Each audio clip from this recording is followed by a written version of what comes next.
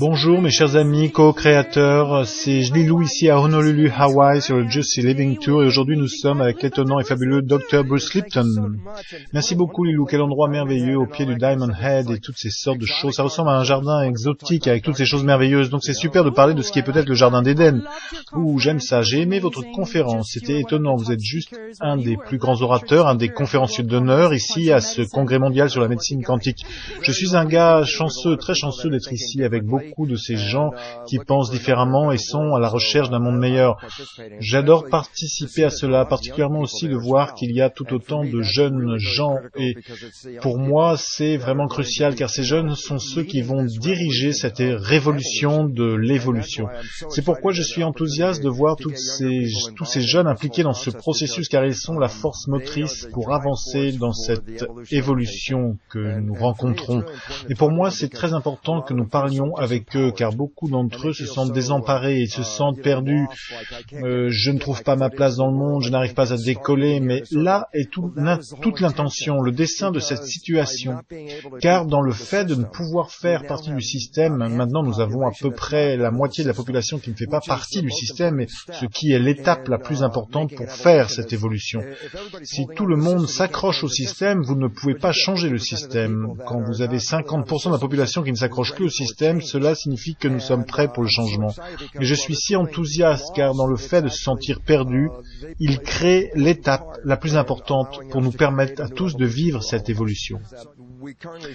On ne peut plus voir le monde comme seulement une machine physique mécanique. Tout est de la chimie et des atomes et toutes ces choses.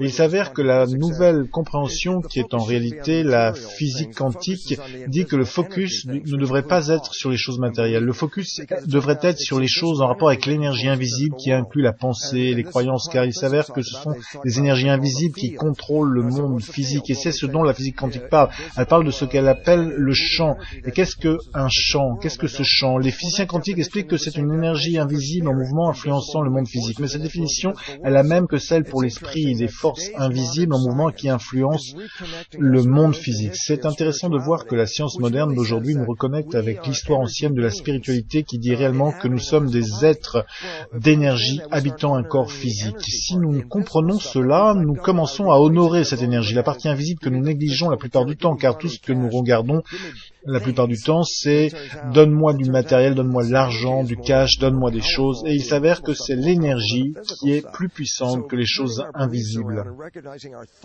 et que les choses visibles et physiques. En inversant nos croyances, en reconnaissant que nos pensées sont des éléments puissants, nous pouvons commencer à dire commençons à exercer nos pensées plutôt que notre porte-monnaie, disons, pour contrôler le monde. Et cela nous donne une opportunité pour tous, chacun d'entre nous, car nous avons tous des pensées, nous avons tous cette énergie, et la pensée crée la science, et la physique quantique qui explique que c'est la conscience qui crée le monde. Donc nous devons tous commencer par réaliser que nous sommes tous conscients, et comment collectivement notre conscience peut changer le monde. Donc quand vous avez beaucoup de gens qui sont là et disent « Mon Dieu, le monde est hors de contrôle », je dis oui, mais tout ce dont nous avons besoin, c'est qu'il y ait beaucoup de monde qui le sache, afin de dire consciemment maintenant créons un monde différent, et alors nous ne sommes plus tenus d'être victimes du monde dans lequel nous sommes, car nous pouvons manifester le monde que nous voulons. Et c'est pour cela que je suis si enthousiaste avec tous les téléspectateurs là, car chaque téléspectateur représente une autre conscience qui, avec les autres consciences, peuvent changer le monde, et c'est de cela dont il s'agit avec cette évolution. Nous avons affaire à une évolution, non pas à une évolution physique. Le corps humain a déjà évolué, ce n'est pas ça qui change. Ce qui change, c'est la relation que nous avons les uns avec les autres via la conscience. Nous sommes en train de nous unifier en tant qu'une seule conscience géante appelée humanité. Et cela est l'évolution qui est en train de prendre place. Vous expliquiez dans la conférence d'hier que nous venons d'un conditionnement modelé, basé sur le style Église, et maintenant la science nous amène la vérité. La science fait ça depuis 150 ans, donc nous laissons ce modèle basé sur un monde spirituel exprimé par l'Église. Et nous entrons dans un modèle basé sur un monde matériel développé par la science. Nous avons joué avec ces deux approches maintenant, et l'évolution nous dit que ces deux approches créent ensemble le monde. Donc ce n'est pas juste spirituel, ce n'est pas juste matériel. Vous devez réunir les deux ensemble. Maintenant que nous avons voyagé jusqu'à cette partie spirituelle du monde régie par l'Église et ensuite dans la sphère matérielle à travers l'approche scientifique, nous en arrivons à une fermeture qui nous invite à réaliser que nous que pour comprendre le monde, vous devez invoquer l'esprit et la matière. C'est pourquoi la conscience, quand je parle d'esprit, je parle en fait réellement de notre conscience, notre énergie, nos pensées. Ce n'est pas physique, c'est de l'énergie. Et néanmoins, la science nous dit que ces pensées donnent forme au monde physique. Donc, nous pouvons changer le monde dans lequel nous vivons juste en changeant nos pensées. Mais cela signifie changer la programmation. Oui, ce qui se trouve dans le subconscient, car vous dites que 95% des choses qui se produisent dans notre vie viennent de notre subconscient. Oui, c'est ce que les gens doivent réaliser, car beaucoup de gens disent, regarde, mes désirs sont d'avoir du succès, d'avoir une super relation, d'avoir un super travail, je veux toutes ces choses, et pourtant, maintenant je suis dans le monde, mais je n'y arrive pas, et ils deviennent frustrés et ne comprennent pas, ce n'est pas moi, car mon intention est de réussir, d'avoir du succès, et je n'y arrive pas, donc ça doit être le monde qui est contre moi, et j'en suis victime. Ce n'est pas le monde que je voulais, et en fait, ce n'est effectivement pas le monde que votre esprit conscient voulait, mais c'est le monde que votre subconscient a été programmé à créer. Le subconscient, par définition, signifie en dessous de la conscience. Donc, vous créez sans être conscient que vous créez cela. Et cela devient un problème car il s'avère que ce n'est pas le monde extérieur qui nous empêche de réussir, c'est le monde intérieur invisible par lequel nous avons été programmés à travers la culture et la famille qui nous a fait perdre notre pouvoir. C'est ça la chose la plus importante dans la propagation de nos systèmes de croyances. Ce n'est pas nouveau, vous savez, c'est vraiment intéressant. Par exemple, les jésuites, il y a 500 ans, les jésuites, l'église, ils se vantaient et disaient, donnez-nous un petit enfant jusqu'à ce qu'il ait 6 ou 7 ans et il appartiendra à l'église pour le restant de sa vie. Ce qu'ils savaient, c'est ce dont nous parlons avec la nouvelle biologie. Les premières 6 années de votre vie est la programmation venant des autres, non pas votre programmation, celle des parents, de la famille, de la communauté. Vous êtes, en tant qu'enfant, vous êtes dans un état hypnotique pendant 6 ans. Votre cerveau fonctionne dans un état hypnotique et les 6 premières années, c'est du téléchargement. Ça télécharge. Et le problème avec le téléchargement, c'est que nous ne sommes pas conscients durant cette période. Ce qui signifie que peu importe ce qui est téléchargé, vous ne l'avez pas filtré avec votre système de croyance. Et vous n'aviez pas de toute façon de système de croyance. Et peu importe ce que vous voyez, entendiez ou expérimentiez durant les 6 premières années, était un enregistrement. Tout comme ceci est un enregistrement.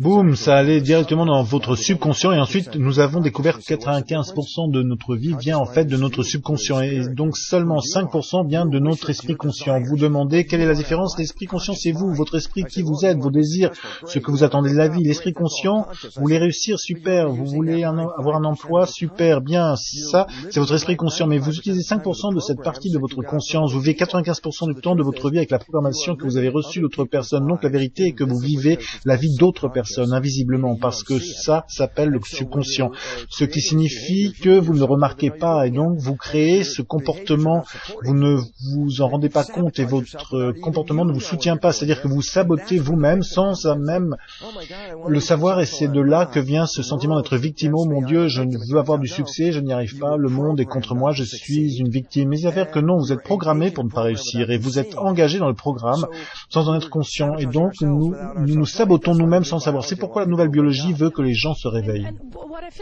Oui, et ce que je sens comme étant une bonne nouvelle, et vous en avez parlé, c'est cet effet lune de miel.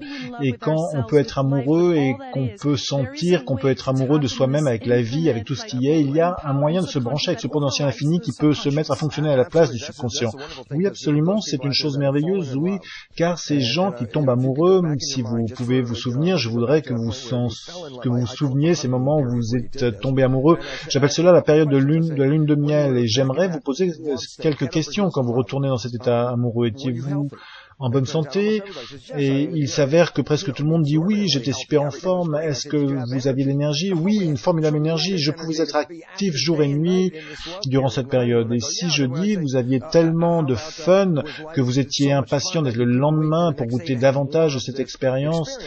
Et la réponse est oui, parce que c'était tellement super. Repensez-y, vous créiez de l'énergie et manifestiez un monde qui était si beau que pour vous, quand vous étiez amoureux, que Vous étiez impatient d'en avoir plus de ce monde, et ce qu'il s'avère, c'est que comment se fait-il que notre monde, qui pouvait être un monde fou avant que vous rencontriez cette personne, puisse avoir été à ce point transformé au point d'expérimenter cette lune de miel. Et soudainement, votre monde aujourd'hui est le paradis sur Terre. Hier, c'était l'enfer, et aujourd'hui, c'est le paradis sur Terre parce que vous êtes tombé amoureux. Ce que je veux que les gens sachent, c'est que ce n'était pas un accident, ce n'est pas quelque chose qui vous arrive comme ça. Vous avez créé cette expérience d'amour, d'être amoureux, et dans ce processus de création de cet état amoureux, vous avez créé la santé, de l'énergie, et vous avez